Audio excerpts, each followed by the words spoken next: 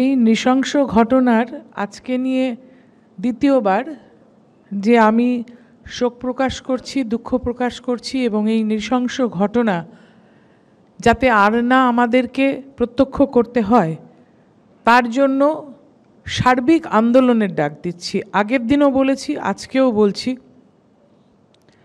আদিম হিংস্র মানবিকতার যদি আমি কেউ হই, স্বজন হারানো শ্মশানে তোদের চিতা আমি তুলবই। কেননা এই মেয়েটি আমার বোন। সুমন আগেই বলেছে যে আমি কারমাইকেলেই পড়াশোনা করেছি, আরজি করের নাম কিন্তু কারমাইকেল ছিল। এই ছাত্রটি বোধহয় আরজি করেরই বা এফপিজিটিও হতে পারে, অনিকেত। ওকে আমি রোজই দেখি। কলেজটার নাম আগে কারমাইকেল ছিল এবং কলোনিয়ালিজমের বিরুদ্ধে প্রথম রুখে দাঁড়িয়ে এই কলেজটাই তৈরি হয়েছিল ভারতবর্ষে। আমি যখন সেখানে 50 বছর আগে পড়াশোনা করেছি তখন কিন্তু সেখানে পরীক্ষা পাশ করতে গিয়ে কোনো অর্থনৈতিক বিনিময়ের প্রয়োজন হতো না। কেন বলছি তুমিও বুঝতে পারছো, যারা এর সঙ্গে জড়িত তারাও বুঝতে পারছে। আমি এর সাথে সাথে জিজ্ঞেস করি যে পথিক তুমি কি পথ হারাই আছো? কোট করে বললাম এই কারণেই যে আজকের টপিকটার সঙ্গে সামঞ্জস্য রেখে আমি সুমনকে ধন্যবাদ দেব যে আজকের এই টপিকটাও ভাবতে পেরেছে যে অত্যন্ত বেদনাদায়ক একটি ঘটনা, একটা অন্যায়, সেই অন্যায়টার প্রতিবাদ যখন আমরা সবাই মিলে করছি বা দাবি করছি যে ধর্ষকের শাস্তি হোক, সাজা হোক, যারা যারা জড়িত আছে সকলের সাজা হোক, কাউকে রাজনীতির রং না দেখে গ্রেপ্তার করা হোক, তখন কিন্তু সিবিআই ইতিমধ্যেই 17 দিন কাটিয়ে দিয়েছে। আমরা কিন্তু অনেক দিন ধরে অপেক্ষা করে আছি যে জানতে চাইছি যে ঘটনাটা কি, কিভাবে হলো। আমি 80 সালে সেখানে ভর্তি হয়ে সেখান থেকে যখন বেরিয়ে গেছি, কাজকর্ম আমাদের 7-8 বছর লাগে, তখন অবধি আমি সেটাকে মরুদ্যান ভাবতাম যে সেটা আমার আলমা ম্যাটার অর্থাৎ মা। আমরা কাজ করতে করতে সন্ধ্যেবেলায় ক্যান্টিনে, লাইব্রেরিতে, বিভিন্ন জায়গায় ঘুমিয়ে পড়তাম টেবিলে মাথা রেখে। কিন্তু আমি ভাবতে পারছি না যে একটি মেয়ে সেখানে 36 ঘন্টা কাজের পরে সে ঘুমিয়ে পড়ে কিভাবে খুন হয়ে গেল, ধর্ষিতা হলো।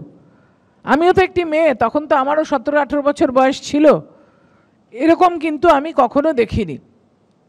তার পরের জেনারেশনে আসি, যেটা প্রায় আমার থেকে 25 বছর পরে, যেটা ও বলল যে গোষ্ঠীশুদ্ধ সবাই সেখানকার, মানে আমার উপরের অনেক, প্রায় 10 বছর উপরে আমার স্বামী পড়াশোনা করেছেন সেখানে, আর আমার প্রায় 25 বছর পরে আমার ছেলেরা পড়াশোনা করেছে সেখানে।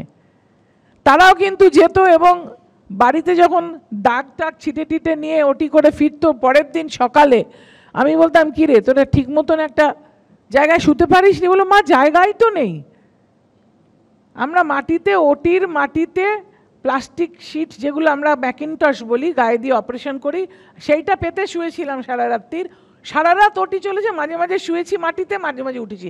ডাক্তাররা কিন্তু একমাত্র প্রফেশনালস যারা কাজ করতে করতে মাটিতে শুয়ে পড়ে, ওটির মাটিতে শুয়ে পড়ে।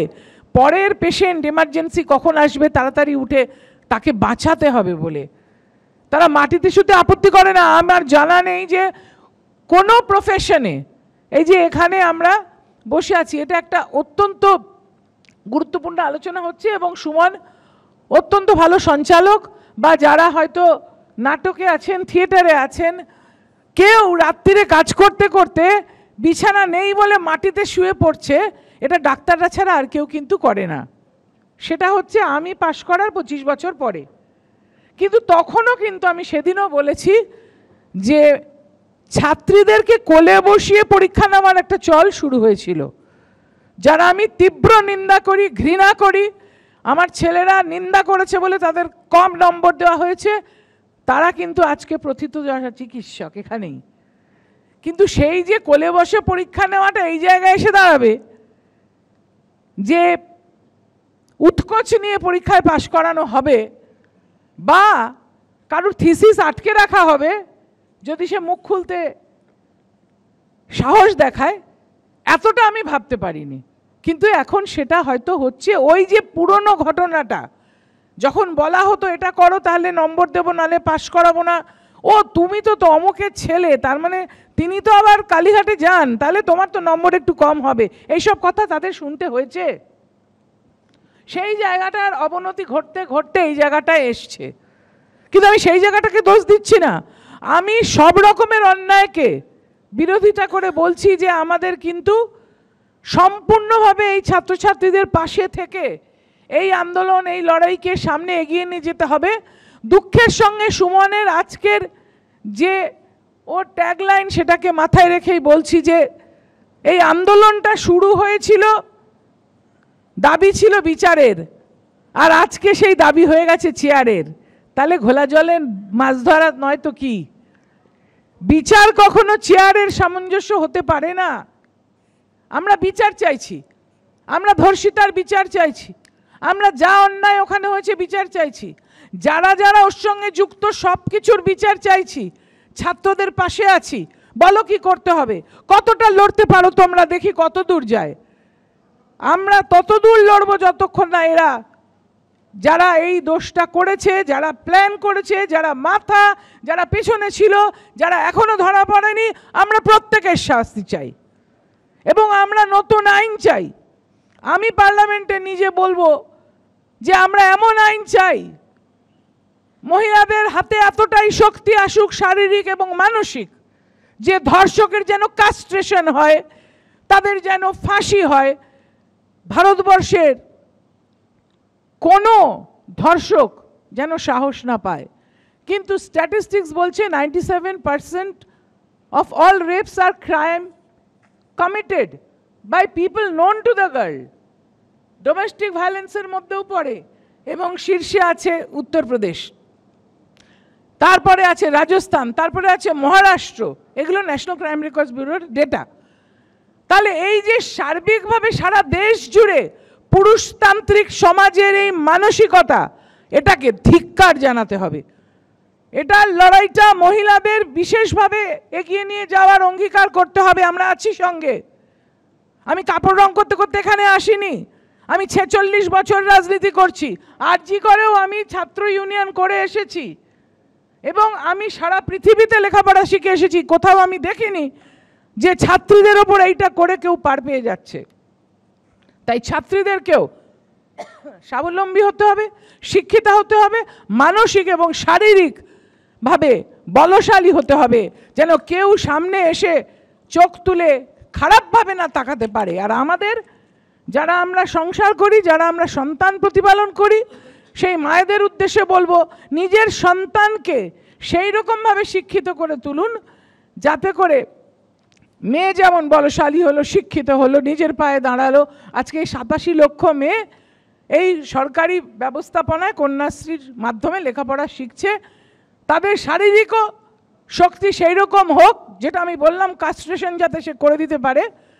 কিন্তু তার সাথে সাথে বলবো ছেলেদেরকেও নমনীয় হতে হবে, মহিলাদের প্রতি সম্ভ্রম দেখাতে হবে, মেয়েদের প্রতি, ক্লাসমেটদের প্রতি সম্মান দেখাতে হবে।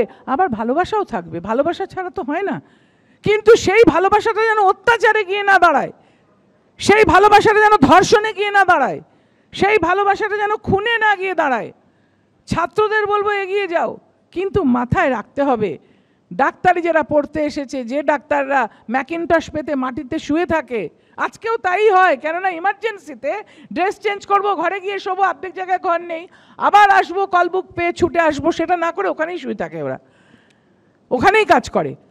তাই জন্য কিন্তু মীর যখন বলল যে অনেকে ডাক্তারকে ভগবান মনে করে, একটা এমার্জেন্সি মহিলা, গর্ভবতী মহিলা ব্লিডিং নিয়ে যখন আসে না, সময় কম, ভীষণ কম দেয়, ইমিডিয়েটলি তাকে হয় সিজারিয়ান টেবিলে তুলতে হবে, প্ল্যাসেন্টা প্রিভিয়া হলে ইমিডিয়েটলি সেটাকে বার করতে হবে, ওই তাড়াতাড়ি করে তাকে বাঁচায়, তাই সে ভগবান।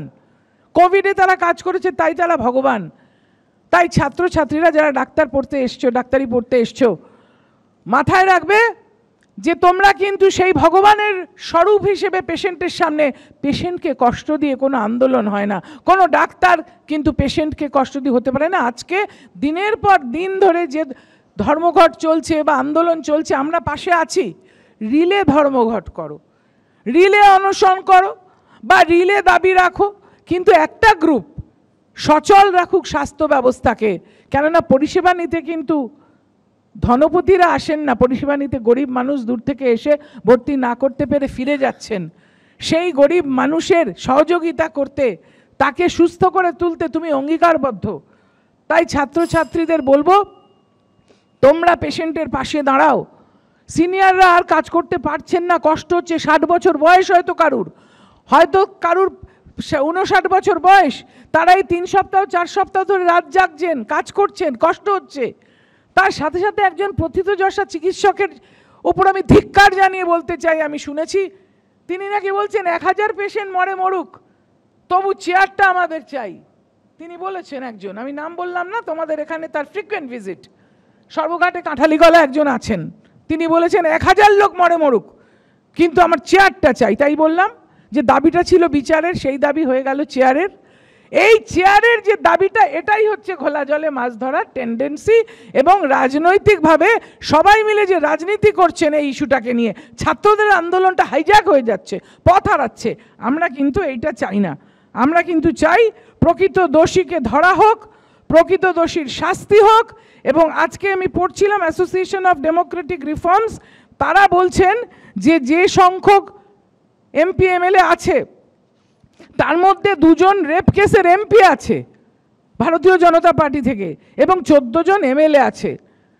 এগুলো কিন্তু ঠিক নয়, কেননা যারা রাজনীতির আঙিনায় এসে শাসন ব্যবস্থা হাতে তুলে নেওয়ার কথা ভাবছে, যে মেয়ে দুটি গোল্ডেন গার্লস রেসলিংয়ে সোনা পেয়ে এসেছিল, তারাও কিন্তু শ্লীলতাহানির শিকার হয়েছিল, সেটাকেও ধিক্কার জানাই।